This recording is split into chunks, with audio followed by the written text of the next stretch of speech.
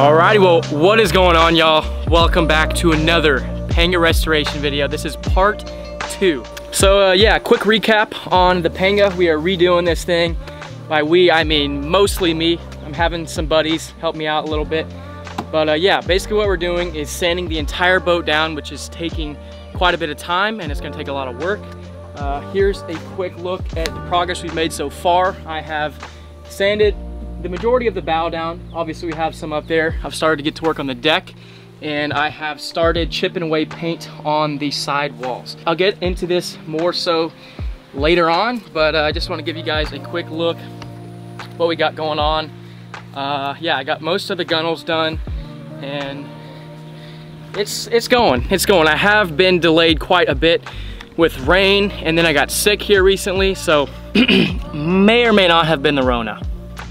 You know, it is what it is. We are trying to get it done though before summertime so we can get out there when that water is crystal clear and all of those good fish move in. So with that said, the weather has been pretty nasty lately. Inshore, not as bad, it's been doable. It has been really windy, but offshore for sure has been a no-go for me in the Panga. So I thought it'd be a great time to do it around this time of year, right before it gets calm. So yeah, let's get into it. First things first, if you haven't watched the last video, go check it out. I'll leave it linked up here. And yeah, that was part 1 of the Panga restoration. And what I want to do in this video more so is focus on the tools I'm using, what sandpaper, and to show you exactly how I'm going about sanding this boat, because the reason I didn't want to do this in the first place was because I didn't know anything about it. But with a little bit of knowledge and tips, it's really doable. I've been getting at it, making some progress, and I haven't messed anything up yet, fingers crossed. So with that said, I'm gonna show you guys the sander I'm using right now. It is a 7-inch orbiting sander. You can look at it right here. I got it at Harbor Freight. And what I'm using, this disc was already used, but this is a 7-inch 80 grit piece of sandpaper right here. This is what I'm using to get all this paint off, and then once I'm done, I'm gonna run like a 320 or a 220 on the entire boat, just smoothing it up so we can spray the gel coat or whatever we're gonna put on the boat on there. So this is gonna be the rough sandpaper that we're gonna get the majority of the paint off with, and then after that we'll go fine tune and smoothen everything out. All right, so to begin today's video off, I'm going to unbox something that I didn't ever think I would be excited about getting, but I'm actually super pumped at getting this. If you guys watched the last video, which first and foremost I appreciate all the good feedback on, you know I was in a shortage of the 7-inch discs, and I ordered like 70 sanding discs from Amazon, which I could not find in bulk in Harbor Freight. So hopefully these work out. I wasn't too sure if they were going to be good quality. I read the reviews and they were kind of mixed, but they were the best. This was the best deal and best option I could find for these sanding discs in bulk. And if you guys are unfamiliar with sanding, which I was not too long ago, just these things right here are super expensive. I'm probably already, I guess if you add the sander I bought, I'm already $150 to $200 deep in this project. Although I am spending quite a bit of money on tools and things like this, I am saving money in the long run on labor at a boat shop, which would be at least $1,000 to sand all of this down. And I'm learning how to do all this, so it's kind of a win-win. So I got 70 sanding discs, which hopefully should be enough to get this whole boat done. Keep in mind, we gotta sand the bottom as well, so that is a lot of surface area after this. Last time I was sanding, I was noticing that the discs were wearing out pretty quickly, and it would have been nice to have a bunch so we could switch out the disc as soon as they started losing their grit. All right, we got some scissors. Let's pop these things open. I hope they work. They wrapped the heck out of this stuff. Please be good. Feels like 80 grit. Got the hook and loop backs. Did I frickin' mention how bad the mosquitoes are today? All right, one thing I did want to do real quick before we start is actually go through the comments we got on the last Panga video. I got a lot of great feedback, so I appreciate you guys who did comment and like that video. Yeah, I'm just gonna go back and highlight some of the suggestions and things y'all commented about. So right now we got 24 comments. A couple are mine. So I thought this one was pretty interesting. You guys let me know. I mean, I don't know how many of you guys know about redoing boats and stuff. This guy seems like he knows his stuff. So this is by David A. Not super sure about your gel coat idea. Gel coat is usually used for new parts and molds. Like when the boat was originally made, it's porous and cracks if applied too thick. He says, I'd sand with 80 grit, which I am doing, and 2K epoxy prime, and then shoot with a polyurethane paint. Maybe Raptor liner on inside. So I don't know what a Raptor liner is on the inside. I'm going to talk to the boat guy, or the boat guys that I've been getting information from, learning how to do this. I'm going to see what they say. What I hear is that the boat guys I know can do a gel coat, but you know, any guy who builds boats will say, yeah, I'll spray gel coat on your boat, if you know what I'm saying. So we'll see, but I'm pretty sure they are they're gonna make sure I'm not gonna do something to this boat that isn't gonna be good long term. Good feedback, I appreciate it. I'm definitely gonna look into that. Cars restored. Me, no way he can restore this. Braden, Sharon, hold my tools. We'll see, hopefully we can restore it. A lot of great feedback, I appreciate it. Jim Oliver, Paulino, Steve Rogers, Angel Lopez. Guys, also if you have any random questions about my channel, drop them in the comments on my most recent video. A lot of the times if you comment on an older video, I'm not going to see the comments. So just go ahead and comment on my newer ones because I will get a notification.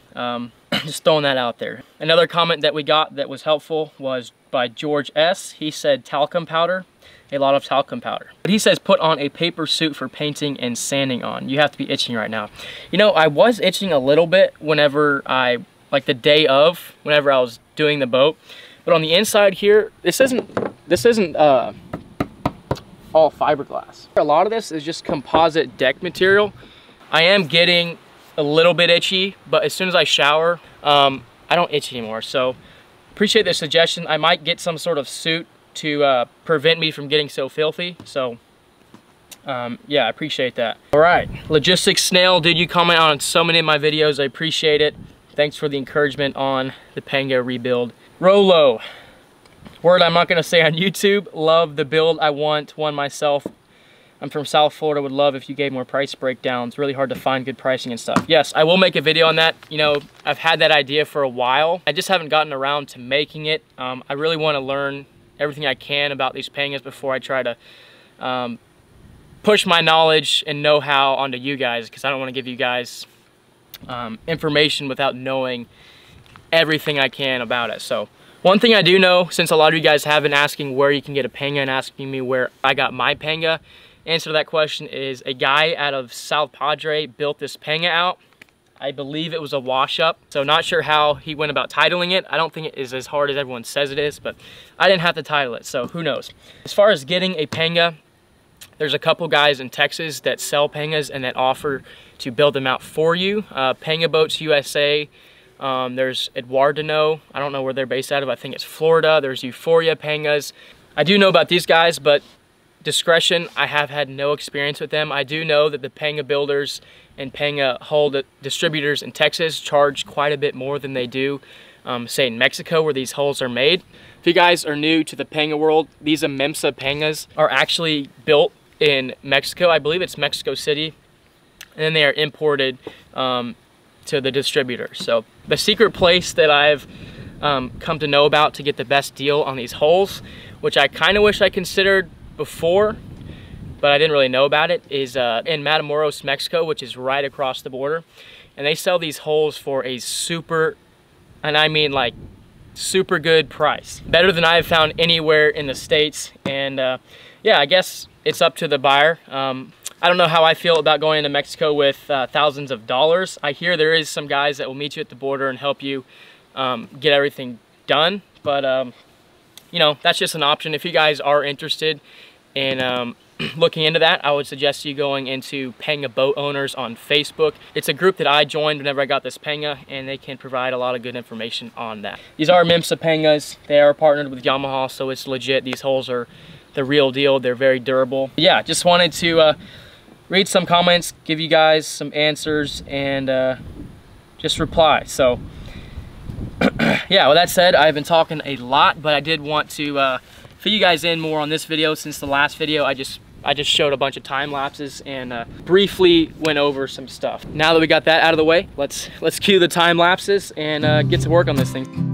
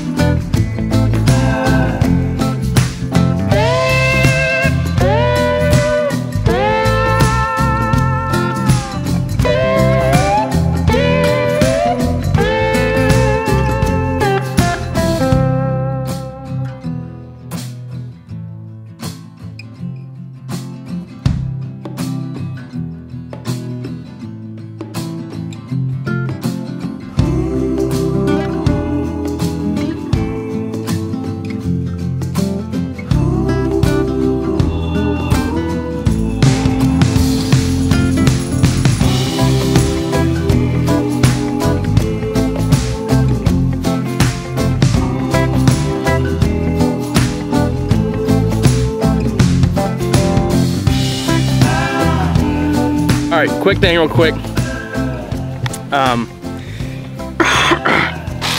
Mild complaint that I wish I knew about before I got the boat, and that we're gonna have to take care of here. So this floor right here was put in after this boat was already painted. The previous owners, or like the first owner who built this boat out, actually ran this thing without a floor for what I believe was more than a year, so quite a long time. And he had painted the boat. And when they went in to do the floor, they didn't sand down the paint that was along the edges here, and they fiberglassed over the old blue paint. Now that might not sound like a big deal, but I come to realize whenever I'm sanding that you can actually see it right here. This isn't a big deal. It's nothing structural. It's just something extra that I'm gonna have to go back and fix when we redo the boat. Once this boat's redone, it's gonna be perfect. It's not gonna be anything like this. So now I'm not bashing the guy who did this. You know, it was his boat. He wanted this boat to be up and running ASAP, I assume. So it lasted, it worked. But but right now, whenever I'm trying to get this paint off, which is where I'm running into this problem, and the problem with having paint under fiberglass I've learned is that it's not gonna stick as it should. So when you do fiberglass, it needs to be fiberglass to fiberglass, I'm pretty sure. So I've been actually chiseling away here, and whenever I got down here to where that fiberglass layer runs, you can actually see it. Y'all see that little ridge? Those are sheets of fiberglass that are used to keep this floor intact. Now, the fiberglass job was good, like the floor is solid, but whenever I'm chiseling this thing, instead of just chiseling the paint off when I get down here, I'm actually somehow getting under that layer of fiberglass that was used to keep the floor down. So that's because that paint was under this layer of fiberglass right here. So you can actually see there's some gray paint mixed in. This boat has been painted a couple times and not sanded. So that's one thing we're gonna have to do. Look, this is the best example I have right here. Y'all see this? This is a layer of fiberglass. And as I was chiseling it, I got under it. So that's one thing that is gonna be quite a bit of extra work once we get this boat done. I'm not gonna sand or chip all of that fiberglass off right now because I wanna be able to stand on the floor while I'm working on the boat. So that's gonna be last. Also gonna make sure the guys who are gonna help me work on this boat know what's going on. So once I get everything sanded, we're gonna have to re-fiberglass around so the floor is down and set. That's one thing that I'm not looking forward to do, but you know, it's gotta be done. Once it's all finished out, it's gonna be good. Plus, we're gonna have a gel coat on there, so you're not even gonna know that fiberglass is there.